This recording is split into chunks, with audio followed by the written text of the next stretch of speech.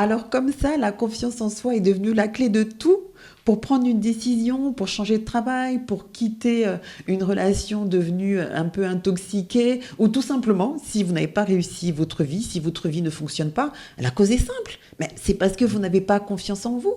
Mais savez-vous que ce discours est quand même très récent? Parce qu'avant, dans les années 70, on ne parlait pas du tout de confiance en soi, hein. On parlait de courage, on parlait de caractère, on parlait de détermination. On ne parlait pas de faire un travail sur soi pour réussir. Et d'ailleurs, les femmes qui, à l'époque, ont réussi à changer leur vie, elles n'avaient pas nécessairement confiance en elles. Elles avaient au contraire des doutes, elles avaient des peurs, elles avaient des hésitations.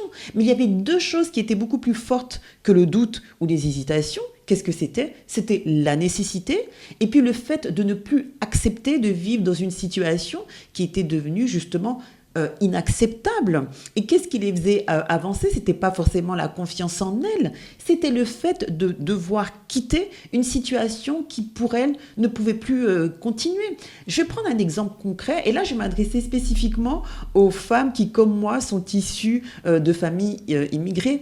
Pensez à nos mères qui ont quitté leur pays, qui ont traversé des frontières, qui ont élevé des enfants dans un pays dont elles ne connaissaient pas la langue, se retrouver comme ça dans un pays dont on ne connaît pas les codes, vous pensez qu'elles se disaient avant, ah oui, vraiment pour avancer, il faut que j'ai confiance en moi? Non, elles avançaient parce qu'il fallait avancer par combativité. Autre exemple, Oprah Winfrey qui a vécu dans la pauvreté et la combativité, elle, son moteur premier, c'était pas forcément la confiance en elle-même, c'était la détermination. Vous savez, parfois, la confiance en soi vient après avoir expérimenté, pas forcément avant.